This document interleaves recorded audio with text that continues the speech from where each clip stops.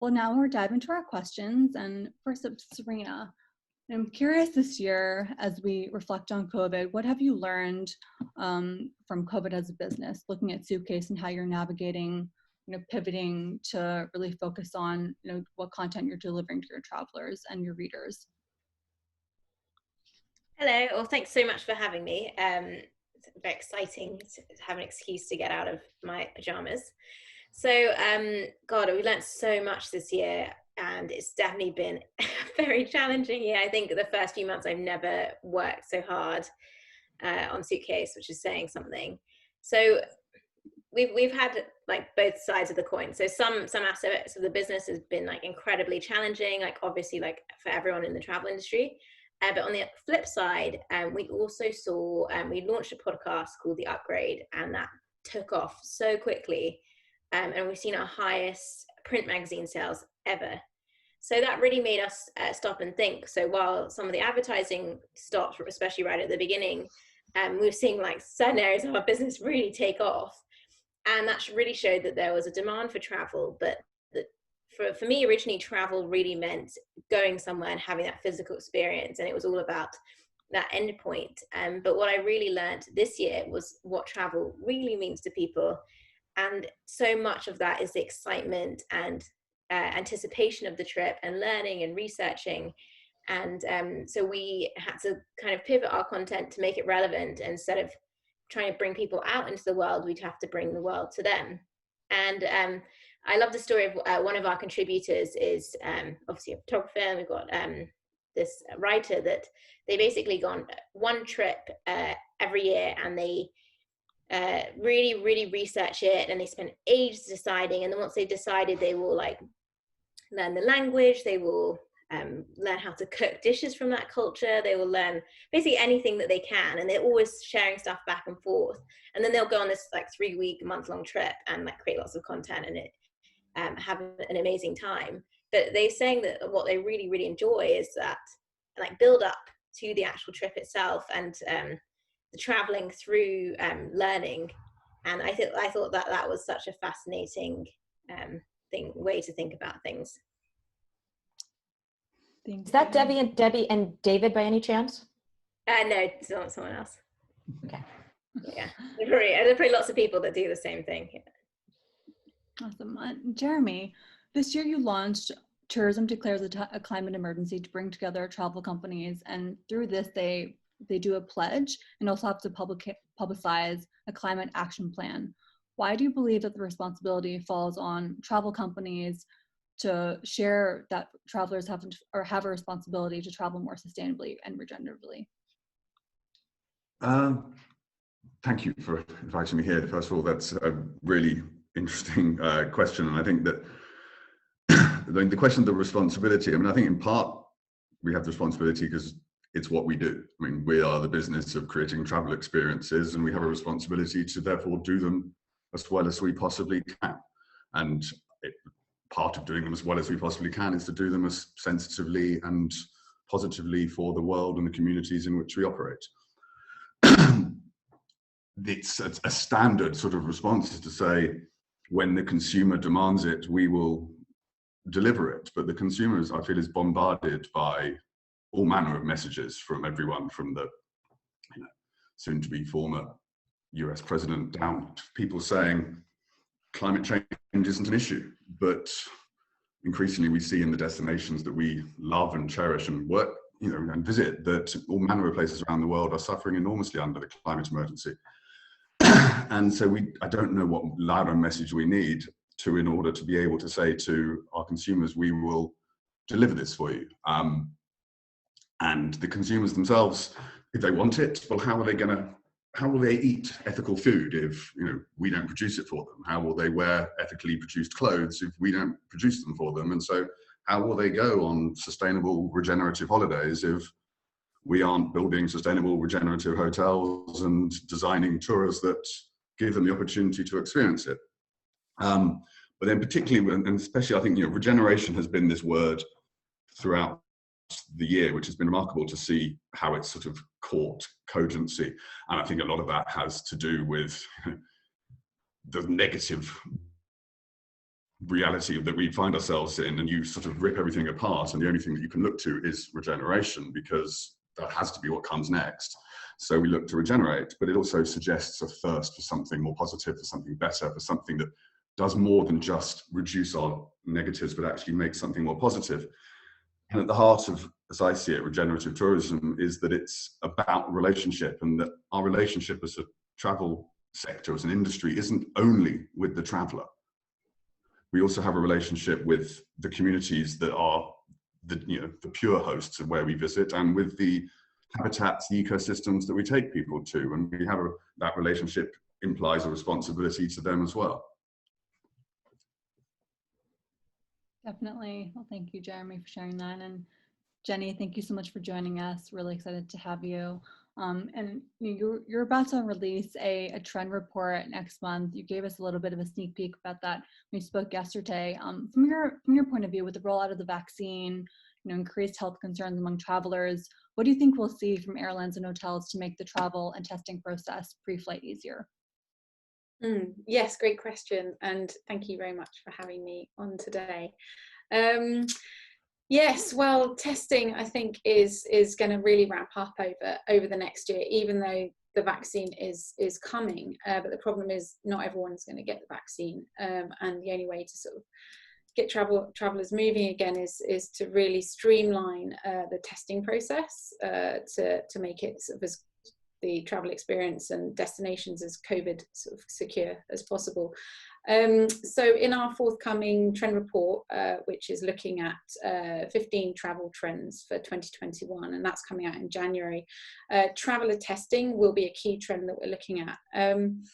So testing will be essential really pre and after the flight, we predict, and the aim will be obviously to minimise and eliminate the need for quarantines, and a part of this will be the rollout of universally approved apps such as Common Pass, which will be enable people just to show their health status when they arrive at borders, and also reduce the fraudulent negative results that people are creating to get them through airports and things like that.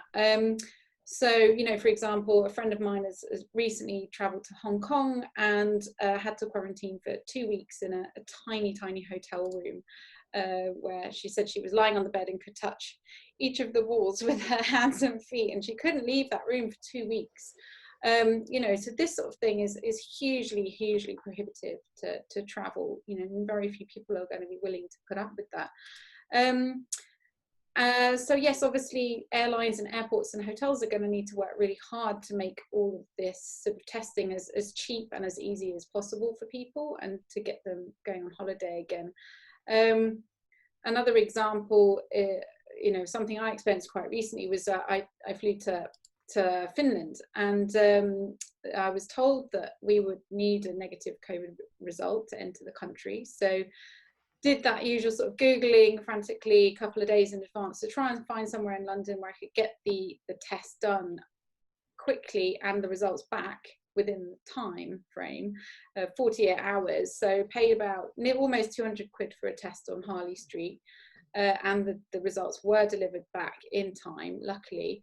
But just as a backup, I also booked a stay at the Sofitel Hotel at Heathrow T5, and they do a test and rest package, which it's from £179, and that includes the stay in the room, and you get your test. It's a self-administered test, saliva test that you can do in the room. They drop it back at reception, and the results are guaranteed by the next morning before your flight. And I was really impressed actually that this worked, and the test results did come through in time for my flight. But of course it does feel like a real gamble, because you're like, well, what if they don't come back in time and I can't travel? Right. So it's definitely going to be about building that sort of consumer confidence that you will get your test results in time. Funnily enough, got to the border control in Finland and they didn't even ask for the results. So what a waste of money. So this is the thing. Yeah, we're definitely going to see what we're going to need to see, a lot more streamlining and making sure that everyone is on the same page with this, because everything is changing so much. All of the rules are changing so much. But yeah, other quick examples of innovators out there. We've seen Rocco Forte Hotels. They've launched their own fit to travel pre-flight testing service in partnership with a test facility called Blue Horizon. So I believe they send out kits in advance to guests that have booked a trip, and they can do the test at home and then travel with it, and they'll get a certificate in advance. Hawaiian Airlines is enabling members of its loyalty program to swap miles for pre-travel at-home tests. And Heathrow is also offering COVID tests for people arriving, so for 150 quid, so that they can reduce the number of days they need to quarantine. So there's all sorts happening. I hope that answers the question. That's perfect. Thank you so much, Jenny. And Pavia, you're in London, but you recently took your first flight in, I think, almost 8 months from New York. And what have you learned after not traveling for 8 months and now being where you are today? Well, first of all, it wasn't so bad. Second of all, I also want to say thank you so much for inviting me to be on with this really impressive panel. Jeremy, Jenny, Serena, hats off to you for the work that you're doing. The last time I was on a plane, I flew from Napa back to New York City in February. And I've really spent the pandemic saying, not going to travel, not going to travel. So I had to fly to London. I have an English husband and we had to come here. So it wasn't a question of, I'm desperate to get out, I need to see a beach, even though I did. And the flight itself, I mean, Delta did an incredible job. I felt absolutely safe on the flight. I was also double masked. I had goggles.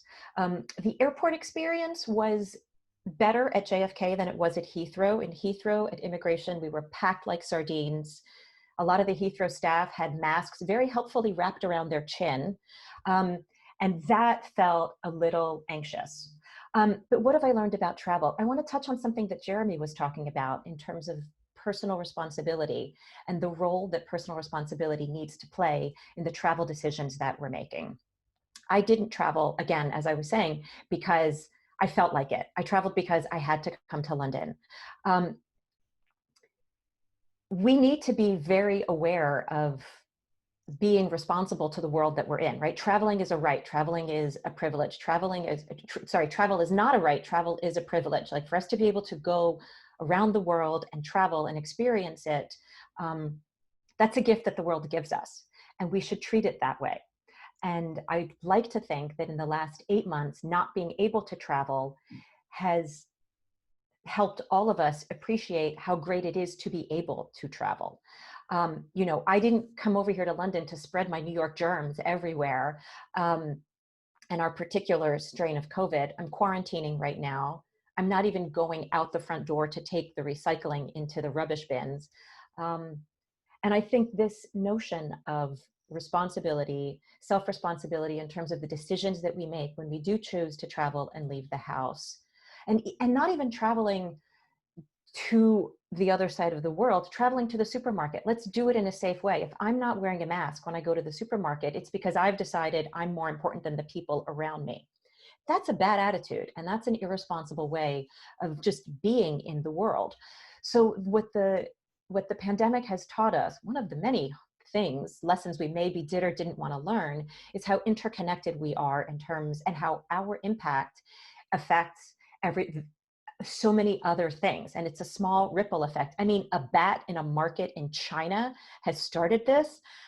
That bat, we should at least give it a name. I mean, it's pretty impressive. We talk about the butterfly effect, like a butterfly wings in the middle of the ocean leads to a tsunami elsewhere.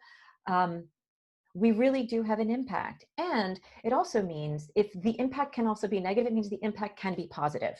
If every traveler decides, I'm not going to stay at a hotel that's super wasteful, that's in the Caribbean, that cranks the AC really high, I'm going to make sure that they turn it off. That's a personal decision that we can all make. And if everybody thinks in that way, a lot more carefully, it means that regenerative travel will not only be a buzzword, it will become a norm. It means that being responsible to the other people around you and taking as much care of your surroundings as you do of yourself becomes the norm. Whether I've learned that lesson entirely, I don't know whether we've all learned it. I certainly hope so. But I do think that that is a really strong consequence of the pandemic, bringing more thought into the travel decisions that you're making. Couldn't agree more. And Serena, you know, so many businesses, travel businesses, especially this year, had to pivot and adapt to, you know, the ever-changing climate, especially the shift from international to domestic travel. How has Suitcase adapted throughout the year to this shift? Well, in some ways, it's been quite easy. In other ways, it's been more difficult. Our audience is extremely global, so I suppose the difficult thing was that we couldn't cater to everyone because our team is tiny to be covering domestic travel for like every single destination where our readers are based. But we took the main two, which is UK and US, and because we got contributors there. In a way, it was quite nice because people were talking about places where they come from or visit quite often. So it was almost like a different, like more passionate, like nostalgic narrative when they were talking about these places. And I think I'm quite excited, to be honest, about this domestic travel trend, and I really hope it's something that's going to stay. I just think it's so good for local economies. It's really great for the climate, and I think what's been really incredible this year is what Pavio's been saying is that for the first time, a lot of people that saw travel as just kind of something a bit of a throwaway thing, you'll just go for a weekend here, it's now being seen as a luxury again. And that means that people are going to be putting thought into whatever they're doing. So that means that they'll be thinking about where they're spending their money, about where it's going, especially people that didn't think about those kind of things before. There's been this whole new shift in narratives in terms like following where the dollar or pound that you spend goes and making sure that it tries to, you know, end up with local communities or small businesses rather than just going back to big corporations who obviously I think need it too at the moment, but where it will basically make the biggest difference. And that ties nicely into my next question. Actually, for Jeremy, you know, so much of, you know, this conversation around responsible, sustainable, redundant travel, you know, it's incumbent on, as we said before, really the trade and hotels to educate the traveler. What would you say to the travel agent that doesn't believe that the consumer is yet considering, you know, their impact as a priority in making a booking decision? I think there's something that Serena said earlier, which I think is relevant here, which is talking this lovely story about the person who spends their entire year sort of preparing for their 1 week of actually being in the destination. And I think that in this, maybe in the world where we think we do everything online, the original traditional travel agent has been sort of devalued. But in many ways, the travel agent is, you know, we should see them as like, you know, the guide before we go on holiday. They're a storyteller, they're a guide, they're there to inspire us and to connect with who we are and match us with where we want to be. And the way they do that is by, I go into, you know, my travel agent or however I connect with them and say, I want to do X, I want to do Y, and they find me what I want to do. And, but if someone isn't interested or thinks they're not interested in sustainability because the word sustainability is a jargon-loaded turnoff, which it is, then talk to them in the language that resonates, because that's how we connect with people, is by listening to who they are and what their concerns are. And people go on holiday because they want somewhere beautiful, or they want to feel welcome by the community that they are going to go and spend time in, and they want peace, they want quiet, they want solitude, which means they probably don't want to be on a building site. They'd probably like to think that the staff in the hotel they stay in take joy and pride in working there because they themselves are well treated, fair trade, that the park they will walk through is pristine nature because it's got a sustainability certificate that shows it, but that jargon doesn't deliver it. But actually what they are looking for is the experience that comes in a well-managed, well-looked after, sustainable, regenerative, etc.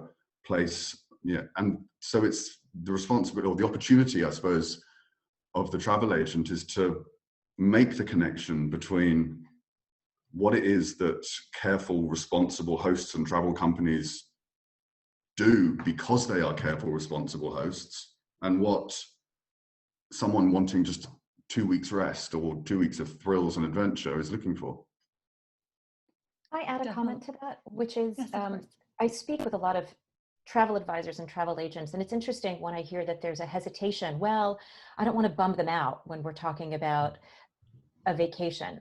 It's kind of like, listen, I used to think Zara was a really great idea until, you know, to get beautiful clothes for very little money, until somebody pointed out to me, listen, that $25 dress is made by children who are basically using like sewing with their teeth and their feet. Like, and suddenly Zara was a lot less cool to me. And the true cost of that dress, once I was aware of it, I suddenly didn't want it. I just thought before that Zara was a brilliant multinational corporation who could just figure out how to do things on economies of scale that were beneficial to my wallet. I think once travelers understand and know what the cost of their travel decisions are and how their money can be used, I don't think anybody would say, no, I'd rather wear the slave labor dress than the ethical dress, right? I think if people know, and travel agents shouldn't be afraid to do that, because you know what, you can't get that information from a Google search. That these are the personal human things that make travel agents and travel advisors more valuable to the travelers and really prove what a human connection can do that a super convenient at 3 a.m. online search can never do. Thank you, Pavia. And I'm actually going to jump into the Q&A. We had a question come in about eco-labeling for hotel, resorts, and retreats. Definitely, I'll plug our own company, Regenerative Travel, here in terms of, you know, a collection and a brand that we're, you know, our goal is really to create a sustainable and regenerative collection that, you know, can be that go-to point of contact for travelers. But Jeremy, you know, what is your opinion on the whole, you know, all the different eco certifications and standards out there? How can travelers cut through the noise? How can they travel? Impossible, because there are so many. And I increasingly see eco labels as not something that serves a great purpose in terms of marketing and customer outreach. And I don't, you know, I've spent my life working on sustainable, the last 15 years of my life working on sustainable tourism. I don't seek out where places I go through looking for eco labels on their homepages.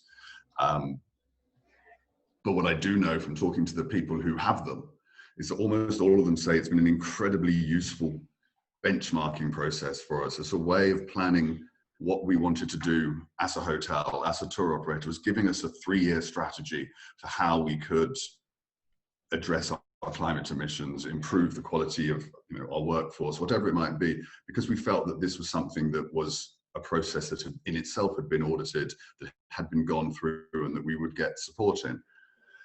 So I think that there's and that to me separates around the classic challenges, which is how can something which is designed to quality control and audit balance the challenges of being a piece of marketing when there will automatically be a commercial pull against, at the same time as trying to be rigorous and efficient. And I think that therefore, you know, to plug your own, you know, to things like regenerative travel and those pure, you know, operations where you live or die on the quality of the people who are your community. If I go on a regenerative travel holiday with your hotels and I don't get what it feels like, I'm going to look at another website that has a group of hotels on next time I go and do it. And so it's, you have a vested interest in making sure that Fogo Island Inn and Playa Viva and all these other wonderful places are the wonderful places that you said, because they are you. Definitely, absolutely. It's definitely important for us to keep the integrity and, you know, make sure that everyone is doing the work, as we say. And Jenny, how are you seeing travel companies adapt to, you know, new health concerns and restrictions? Are there any specific trends you're seeing in terms of travelers' booking habits and what travelers are seeking out? Yeah, so yeah, I'd say from the point of view of, you know, being a journalist and a trend forecaster, this year has been really fascinating. And for anyone that's visited our website, globetrender.com, or downloaded our trend reports, that you'll see that we're constantly monitoring the innovations taking place across the travel industry in reaction to the pandemic. So yes, we've seen many examples of travel companies pivoting and reacting to this crisis in quite clever ways, actually. I've got a few examples. So Cooks and Adventures, very high-end travel company, they've been offering these door-to-door escapes to places such as Fiji, Patagonia and Antarctica, complete with private jet transfers, so you can have a true isolation vacation, somewhere beautiful and somewhere remote without coming into contact with really anybody else. We've seen the rise of pleasure flights or scenic flights, sightseeing flights. For example, Qantas have been selling seats on a plane that doesn't land anywhere. It just flies over Australia, and you can look out the window and see Ayers Rock and Byron Bay and all these amazing places, and you have some food on board, and it's simply for the love of flying and seeing your own country. There have been other airlines that have been doing this as well. It's quite a fun one. We've seen the rise of digital nomad visas, so destinations such as Barbados and Bermuda and Anguilla, these beautiful paradise places, have been launching special visas for remote workers to go and set up shop and work from their beaches.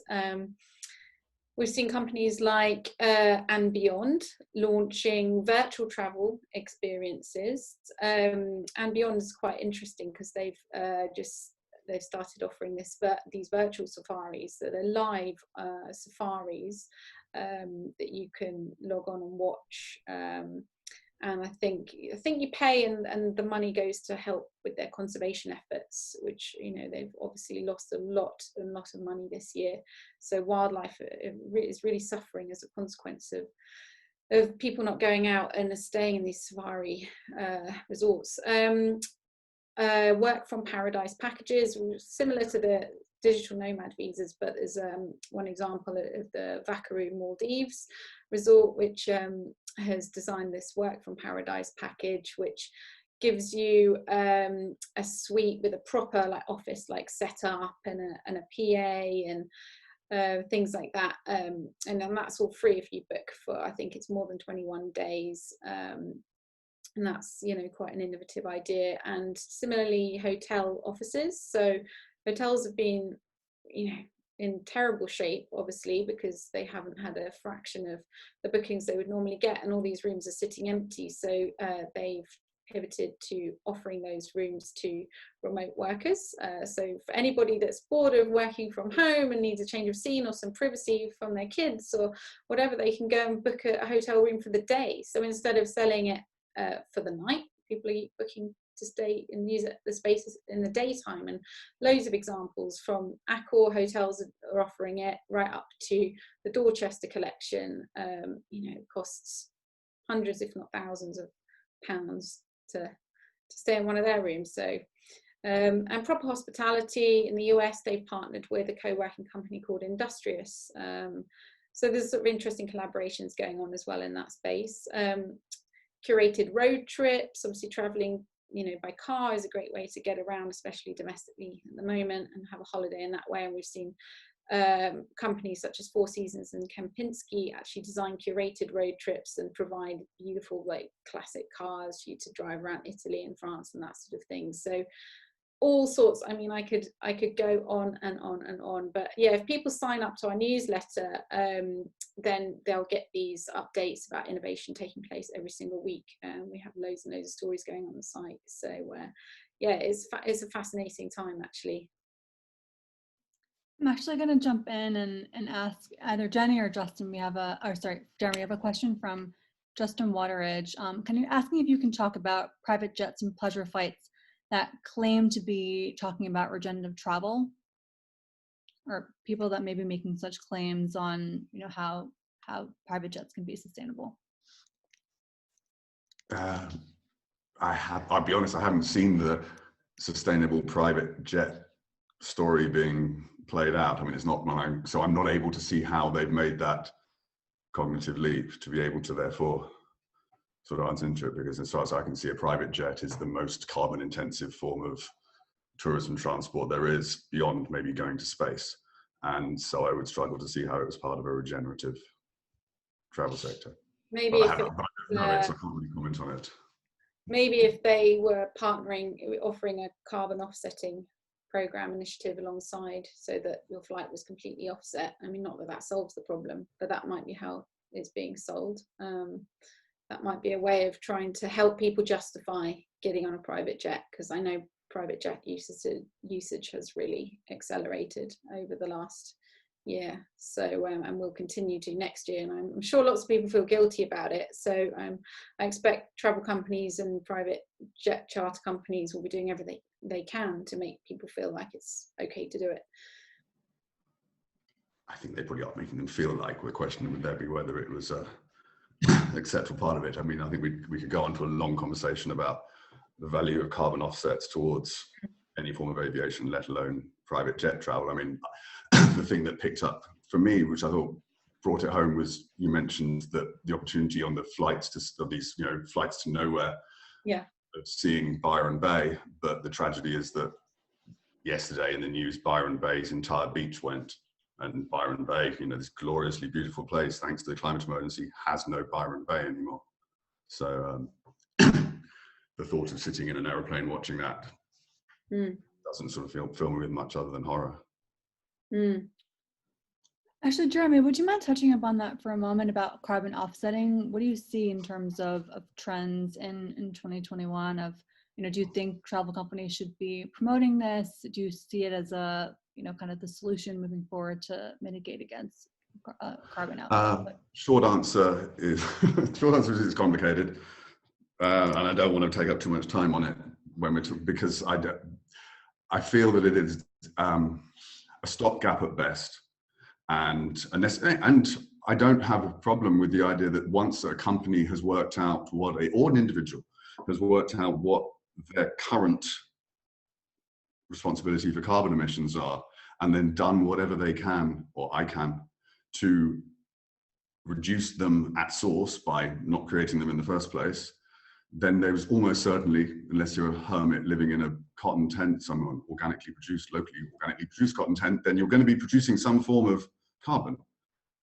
And then the question is what to do about that until you could have worked out a way of not producing that carbon. And I therefore don't see why one shouldn't pay some form of remediation. And the question then becomes, what sort of remediation? I don't consider it an offset that sort of wipes it away. I think that what we are increasingly seeing is that people are moving towards carbon capture, carbon drawdown, actually bringing the carbon back down to earth, rather than saying, look, I will plant some trees over here while making a mess over there.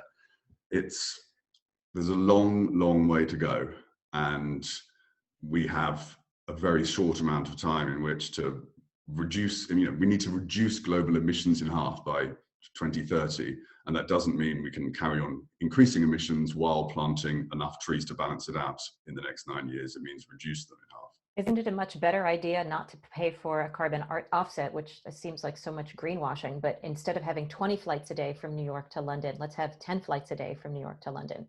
And that right there, I mean, if there's half the carbon being pumped out into the atmosphere, right?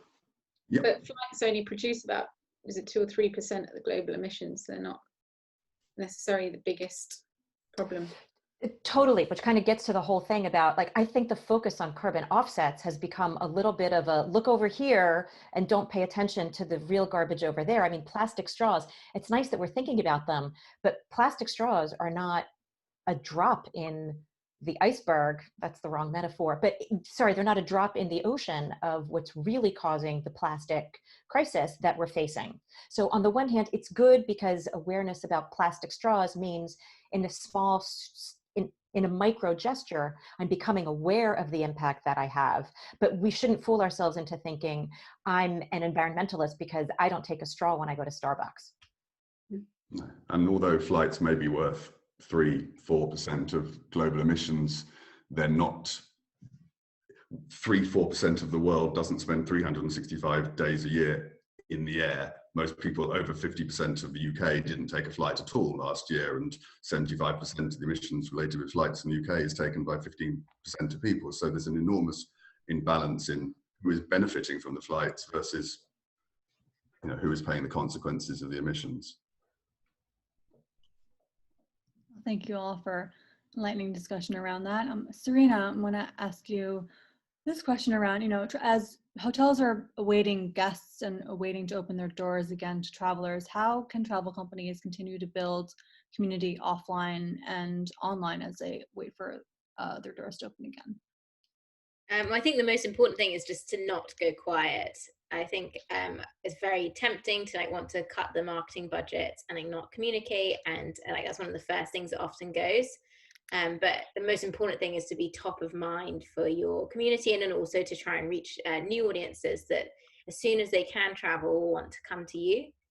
I think it's not an example of a hotel, but Indigare, based in New York, the travel concierge company, I think they did a really, really good job during a lockdown and during coronavirus.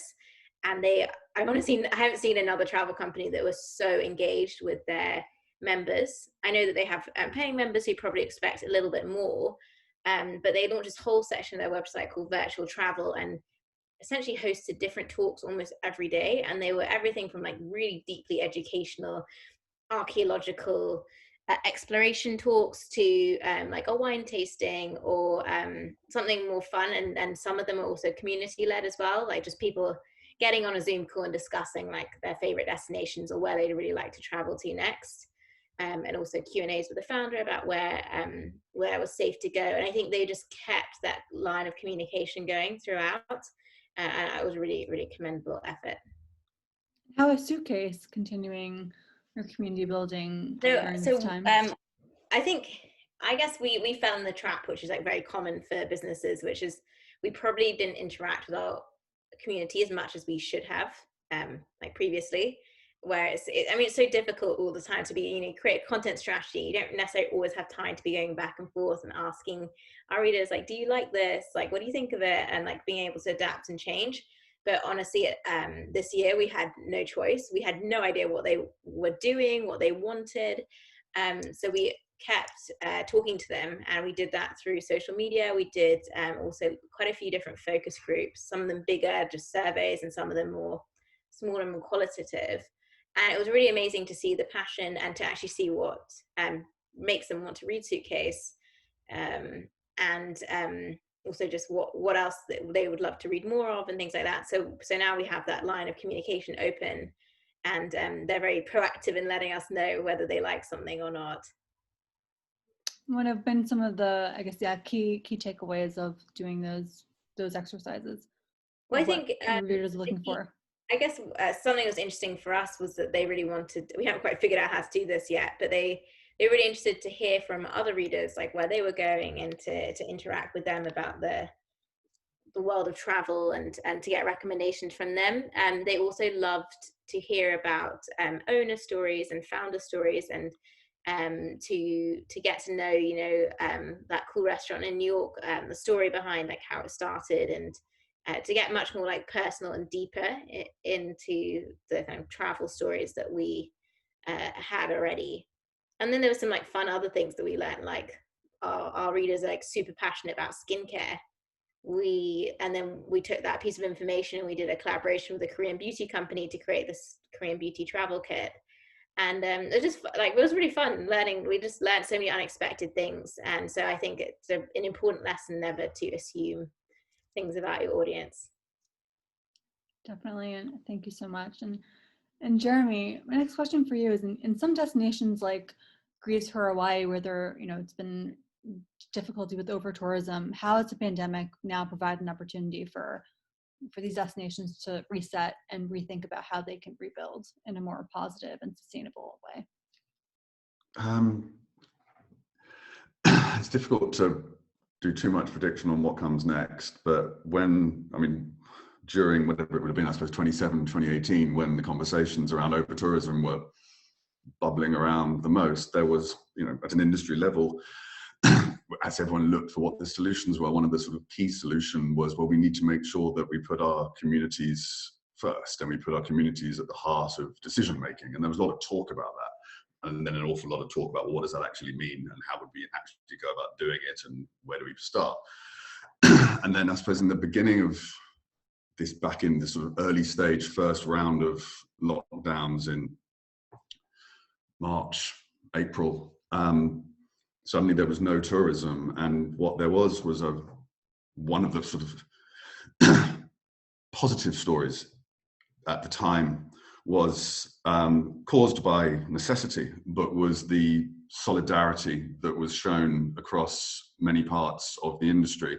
When you saw hotel, it was the sort of the stories of the hotels that were repurposing themselves to provide free accommodation to local care workers or to turn into hospitals at the most extreme, and DMOs who had no visitors. And so the visitor board or the destination management organization would turn its attention to seeing how it could service its local community by providing information on which local services were still providing takeout, or where they could go to get support for vulnerable people, or maybe even which walking trails were open. And so people who, when they had that, here in France where I am, we had an hour of availability to go outside and have a walk for several weeks, and this information was provided. So people who previously wouldn't know had guidance on where to do. And what it meant was that I think there was a window of opportunity, which we still don't know how that will translate, when, say, for example, a visitor board whose primary focus had been external on looking out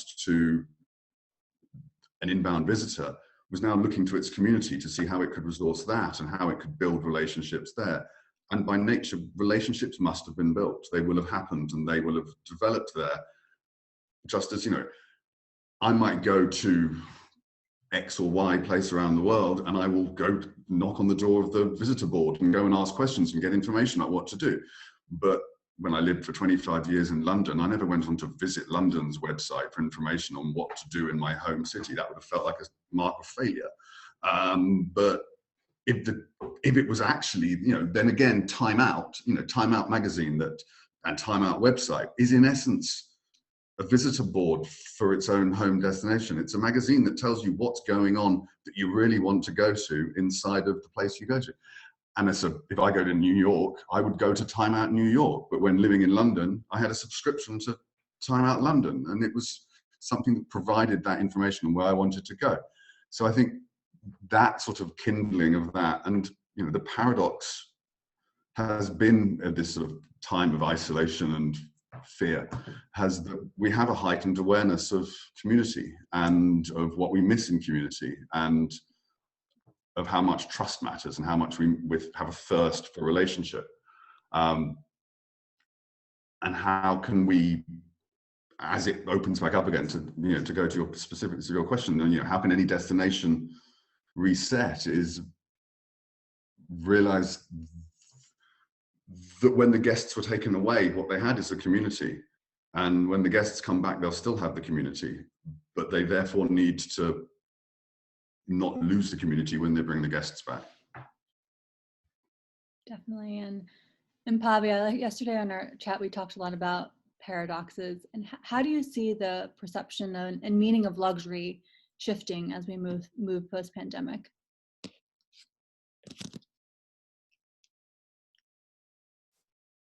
See, I thought I'd be good in mute. And then on the one hand, there's what I see happening. And then on the other hand, we'll see what the long-term consequences are, right? We talk about all these great lessons. It remains to be seen whether we will incorporate these lessons and really change, or go back to being our mindless, somewhat selfish selves that we were before the pandemic.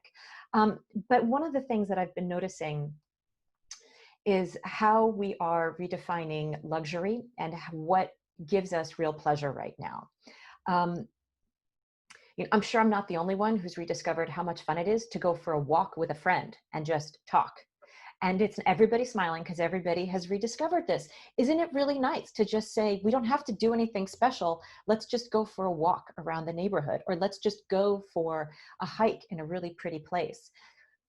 We had been reaching a point in luxury where it was almost like it was becoming this exaggerated canon of doing and of experiences. And we talk about wow moments, and we talk about, you know, how do I stun the customer into loyalty? And it's through an exaggerated amenity kit, or it's through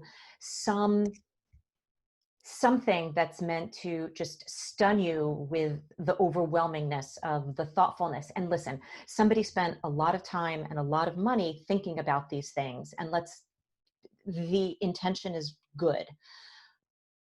Do we need those?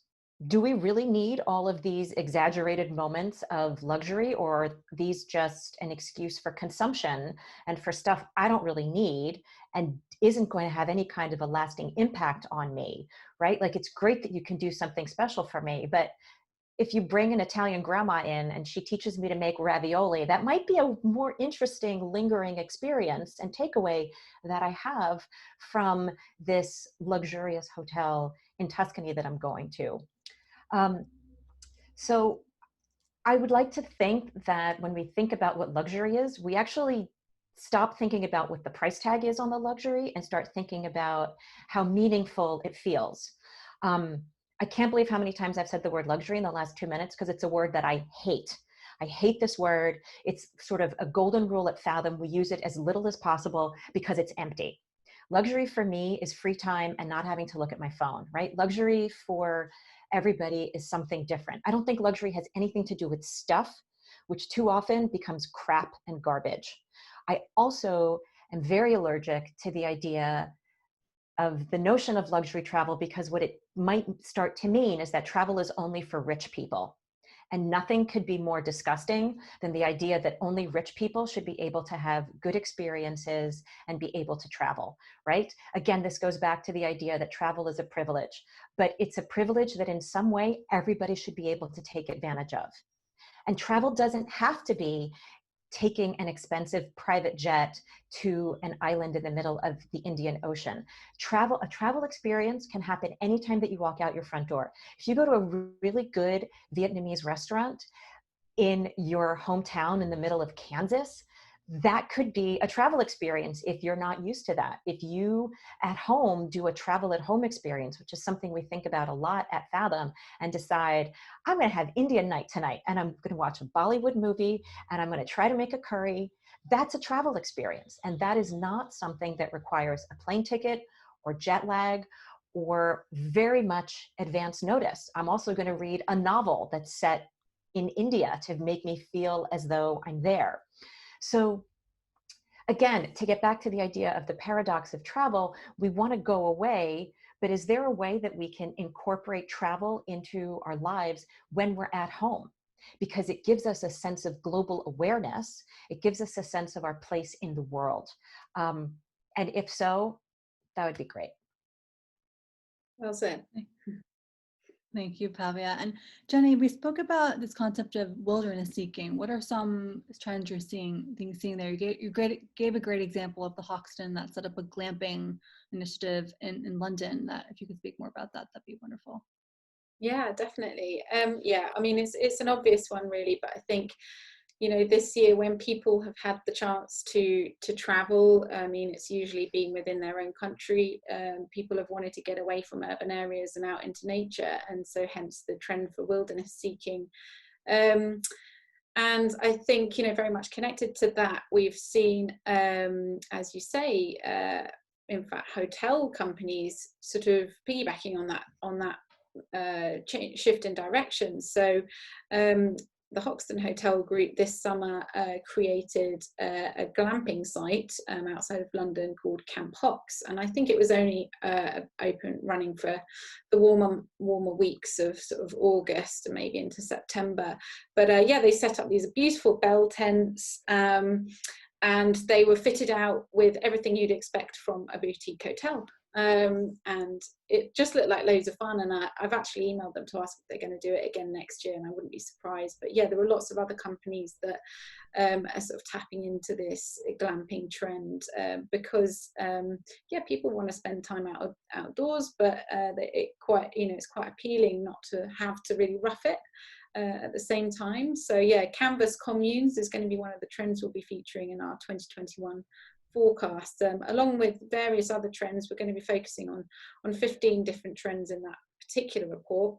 And yeah, there are other trends connected, with that too. Island takeovers, I mean, they're not all for the super rich. We'll be seeing take two trips, so people that didn't manage to get away on the trip that they had planned this year, they're going to try and book again for next year. We're going to see the rise of yacht charters and boat charters, because similarly, to spending time in nature, spending time on the water will become very appealing, I think, for people. Antisocial sightseeing, so when people do go to cities, maybe to spend time in galleries, or going to UNESCO sites, it'll be a very different kind of experience with far less queuing, and fewer crowds, which as we were talking about before, I think the problem of this will help ease the problem of over tourism, hopefully permanently, because we've seen places like Machu Picchu gradually reopening, limiting number of people that can walk around the site to, I think, 675 people a day. And if that's something that they can sustain, hopefully that will be a good model for the future. It means that you have to be less greedy, I think, in terms of bringing in all those tourists, and just to be truly sustainable, you have to just moderate that sort of intake of travelers to certain places. So yeah, I mean, there's loads of other trends that I could talk about, but I know we're running out of time rapidly. So I'll hand back to you, Amanda. Thank you so much, Jenny. And to wrap up, we still have 5 more minutes left. I'm going to do a rapid fire. Each of you will have a minute to share what your greatest hope is for the future in 2021, looking ahead to travel and also considering your businesses. Maybe Serena, if you wouldn't mind going first. A very big, quick fire question. Well, I think one of my biggest wishes for the travel industry is obviously that the vaccine works and rapid testing works, and that we can really start to see some movement again safely from, let's say, the end of next spring, beginning of summer. That would be amazing. And because I would just love to see all those small travel businesses be able to stick around. It's been very heartbreaking this year to see so many have to close their doors. So I would love for that to happen. And for Suitcase, be really excited to help our readers start traveling again. And I'm really hopeful that they are going to be much more thoughtful and on our side in terms of making those more thoughtful decisions when it comes to planning their trips, and not just doing these quick throwaway weekend trips, and thinking about where they spend their money. Thank you. And Jeremy? I think as someone who has spent the whole year working on climate emergency, I have to hope that continues. And we launched in January this year with 11 founder signatories declaring a climate emergency and coming together. And as of this morning, with the declaration of the European Tourism Association, we're at 141 declarations. As of a few weeks ago, we had Visit Scotland, first national tourism organisation and host of COP26 next November. So that is exceptional, everything that's done, but I want to shift that from exceptional to definite, to default, to standard. I don't want it to be that just the most remarkable travel businesses have planned to make climate action and committed to a plan for what they're going to do. I'd love to see that tourism working to be regenerative and to be truly part of the solution to the climate emergency, which is now and is only going to get worse, becomes the defining sort of mission of what we do. Thank you. And how can people get involved with your organization, Jeremy? Did you go to your website at They can go to tourismdeclares.com and it says how to declare, and they can start there. And of course, they can always just get in touch with me. I'm Jeremy Smith and readily available just all over the place online. So perfect. We'll be sharing the websites of all the panelists when we end in just a few minutes. And Jenny, I'll go on to you for your next answer. Thank you. Yeah, I mean, I think I really hope that travel they will get to a point next year when people are really able to reconnect with each other. Families are reunited, and people can spend time with their loved ones again, either going to the places where they live or sharing a holiday together after a long time apart. And we spent a lot of time, still are feeling very anxious and very nervous, and it would just be wonderful if we can start feeling better about life again and spending time with people. And in terms of Globetrender, we've got a lot in the pipeline for next year. We've got lots of trend reports that I'm hoping to publish. Always looking for partners, so if anyone is interested, then do get in touch. And we're also planning to launch a new premium newsletter, which is going to be delivering deep dive insights into specific trends on a weekly basis for the travel industry. So that's something to keep an eye out for as well. Thank you, Jenny and Fabia. I'm going to echo what a lot of my colleagues on this call have said. I would hope that we stay thoughtful. I would hope that we stay considerate. I would hope that we stay aware of the impact that our actions have on the world around us. I would hope that Fathom helps people realize the importance of doing all of this, of asking the right questions, of the travel experiences that they have. If we are able to do all of this, it means that there will still be room for the swans and the dolphins and the canals of Venice. And I think that's a very good goal for humanity, to make sure that we're making room for everyone. Thank you all so much. It's such an enlightening conversation this past hour.